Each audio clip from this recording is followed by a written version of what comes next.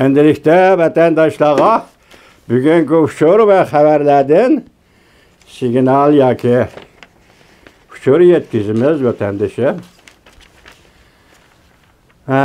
Bugün çislağa 2023 yıl 2. ayının 24. gün hepteki cüme.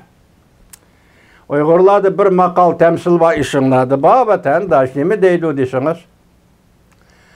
Tarihiyede aş yiyecek, kan yiyede muş ye deydi. Hazır muş yeydiğen kan yiyem yok. Xuda min şükür muşu tarihiyege ilgi bulgunumuz için vatandaş bir yerde kirip çıkmak, kamerana kayaya koyuş, süretle kandak tanışış, çırakla kandak tanışış, ayet kıyın tohta vardı da bana vatandaşı. Şunun için keçirirler. Çırakını udul koyaydı sen maketini okuyamadım. Gözümle çekip etti. Çıraklı yan taraf koysam hazırma iki tarafını bir tarafına karanlık koydu. Bunun için beni keçirin vatandaşlar. Endişeler yetkizdiğe uçurulamandak.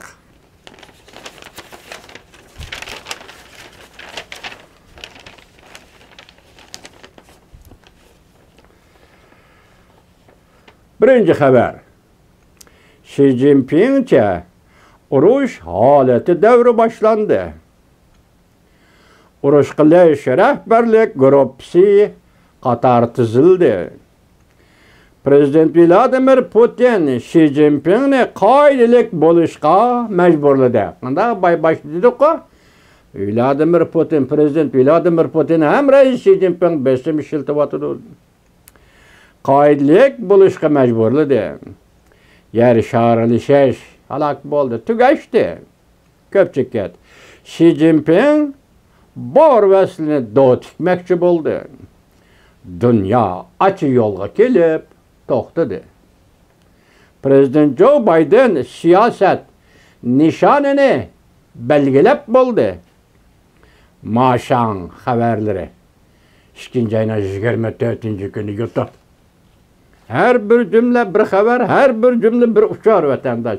Bir yerde sizge dikkatga havola kıldığım Prezident Joe Biden siyaset nişanını belgilep buldu. Yani bir haber. Cumhuriyet Partiyası Rusiyaga beradigan harbiy yordamni 4. aydan burun topshirishi kerak. Demak, xalqaro besim shu daraja yetib kelyapsimi Cumhuriyet? Yanılı Rusiyaga harbiy yordam beradigan bo'lsa, qopdak yurib devlet ekan bu deymiz. Lekin ahirda kelayotgan so'zlar nima? Amerika Qo'shma Shtatlari davlat mudofaasi, Amerika Qo'shma Shtatlari davlat ishlar kotibi Antony Blinken, bayonotchi Ned Price, Oqsaroyning bayonotchisi Jim Pri hamda hammasi nima dedi? Oqibat. Hatto Yellen xonim, Amerika Qo'shma Shtatlari Moliya ministrligining boshlig'i Yellen xonim nima dedi? Oqibat intayin og'ir. Tushunami? Hazır bir yerde bu haberini yetkiziyotgan kişi Can Funşik'i nima deydi deseniz Rusiyaga beradigan harbiy qurol yaraq yordamini Cumhuriyet 4. aydan burun berib bo'lishi kerak. Shundami? Biz tunugun nima degan to'q? Reis Xi Jinping Moskvani ziyorat qilsa 4. 5. oylarda ziyorat qiladi degan. Demak, mushu yordamni berib undan keyin Moskvaga berib Vladimir Putin bilan ko'rishadigan o'xshaydi qaraganda. Agar mushu ish shunda tamomlasa, vaqtida xalqaro jamiyat Cumhuriyet qanday muomala qildi? Siz buni kutib oling vatandosh. Nima dedi? 4. aydan burun topshirishlar kerak. Cumhuriyetning dengiz bo'ylaridagi har qaysi o'lkalarda davlat mudofaa safarbarlik qilish qonuni qurildi. Biz bosh so'zladik. Cumhuriyetda hozir urushga safarbarlik qilish qosh bilan kirpikning oralig'ida qoldi. 2. ayının 23. günü Can Funşik'i. Urushga tayyorlik qilish yoki urushga safarbarlik qilish Cumhuriyetda qosh bilan kirpikning oralig'ida qolib qoldi.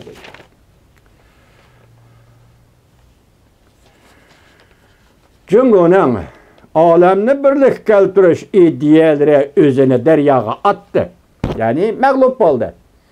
Cumhuriyetning bu ideyasi nima edi? Xitoycha Dayitong deydi. Dayitong bunun ma'nosi butun dunyoni birlikka keltirishi. Hozirgi Reis Xi Jinping'in şuarı okşup gidilen bu Cungo'nun an'anesi de yoki turmuşida davomli takrorlangan dunyoni birlik keltiramiz deydigan shunday bir ibora bor hozir buni Maşan Şinun bugungi axboroti nima dedi daryoga o'zini otdi. Oqmidi, tugidi. Hech kim qabul qilmaydi bunday ideyani dedi. Prezident Joe Biden Xi Jinpingni bulunga qislab keldi. Başta deydi. Tayvanda turishliq Amerika harbiy qismlarining sonini hassilab oshirishning ahamiyati. İşte ündeş belgisi. Rusya ko'kum talqon bo'lib ketadi. Dedi sobiq prezident Medvedev. Maşan xabarlari 2 ayning 24-kuni. Medvedev Rusya'nın sobiq prezidenti Rusya ko'kum talqon bo'lib ketadi degan so'zni aytganda Ukraina urushida mag'lub bo'lsang tugadi. Rusya tugadi. Rusya tugashdi. Demek Altın Ordu hallıqa davrida Tatarlar, Moğollar rahbarlik qilgan Rusya belki şu davrga qaytib ketishi mumkin vatandosh. Şu vaqt yetkanda agar mush Ukraina urushi oxirlashib, Ukraina xalqi prezident Zelenskiy g'alaba qilib, Rusya mag'lub bo'ladiganlar bo'lsa, sizning kuningizmi Uyg'ur boshqacha yetib keladi. Alloh buyursa. Amerika Qo'shma Shtatlari Allah nusrat ata bu davlatga. Nima dedi? Mana Rossiya ko'kum talqon bo'ldi. Sobiq prezident Medvedev shunday dedi. Yana bir xabar. Yureka pok. Jungoning diplomati Wang Yi prezident Vladimir Putin bilan ko'rishganda başta dedi. Jungo matbuotlari tilga olmadi, ziyorat qildi demadi. Lekin prezident Vladimir Putin ziyorat qiladi dedi. Anda yana bir xabar, vatandosh Amerika Qo'shma Shtatlarining davlat ishlar kotibi Antony Blinken xuddi mush bir hafta ishkaplik diplomatik faoliyatlarni, Amerikaning diplomatik faoliyatlarini xulosa qilgandakli bir og'iz gap qildi vatandoshim. 23-kuni so'zlabdi bu gap qanday desangiz mavzuni anglab o'tang avval. Antony Blinken Tayvan bo'g'uzi Jungoning ichki siyosiy doirasida emas. Balki yer shari xarakterlik muammodir. Ya'ni masaladir. Tayvan masalasi yer shari xarakterlik masaladir.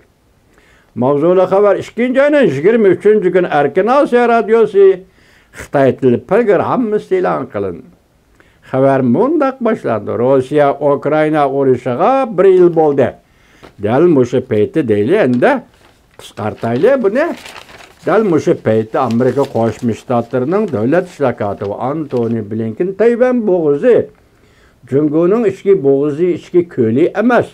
Tayvan bo'g'uzi Jungoning ichki siyosiy doirasidagi ish emas.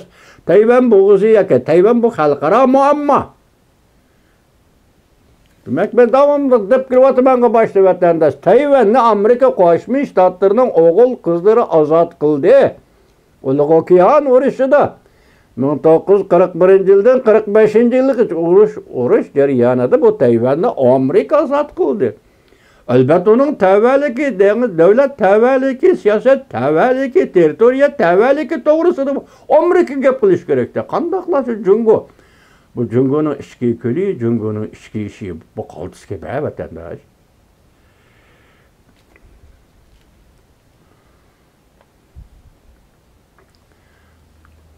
Davlat ishlar kotibi Antony Blinken ana shunday dedi. Ondan yana yangi bir yuzlanish Birlashgan Davlatlar Tashkilotining Kishilik huquq bexatarlik komitetining umumiy yig'inida 141 davlat ovoz berib Rossiya Federatsiyasining Ukrainadan chekinishini, askari chekindirishini talab qildi. Mushu jarayonda Jungo betaraf turdimi, qarshi turdimi shundaq bir alfozda turdi. Rasmiy xabarni keltiramadim. Jungo alfozda betaraf turdimi yoki qarish turdimi? Shundaq holatda 141 davlatning qatoriga kirmadi. Sen uning qatoriga kirmay turib bugun qanday qilasiz? Jungo matbuotida Ukraina bilan Rossiya masalasini tinch yo'lda hal qilishning 12 modellik tashabbusi. Bu ajoyib gap, hey. İnsan. Ukraina tutgan pozisyon bu, Rossiya tutgan pozisyon bu tunugin dedik. Bugün Birleşken Devletler Teşkilatı çekin dedi. Sen şuna cevap verme. Ukraina tinchliği, Rossiya tinchliği. Bu. Kişiler kabul kılanmaydigan gaplar var vatandaşa. Ondan Devlet İşler Katibi Antony Blinken şundaq dedi ki bu boğuzdan, Tayvan boğuzudan her günü digidek yer şarı Saudi iktisadının tuşuş ve yötkeş iktisadının yerimimiş Tayvan boğuzu yutudu dedi. Bu dünyanın yer şarının Saudisi intayı moyum orun tutkan Tayvan boğu dedi. Tayvan boğuzu bu dedi. Şuna bir Jungo'nun içki işemez bu bugün. Halkara mesele ve halkara muammadır. Rahmet vatandaşlar anlığınızla mana bugünkü nazirimiz, leksiyalarımız müşahici. Selamet bulunlar, hemmanlar Allah selamet kılsın vatandaşlar.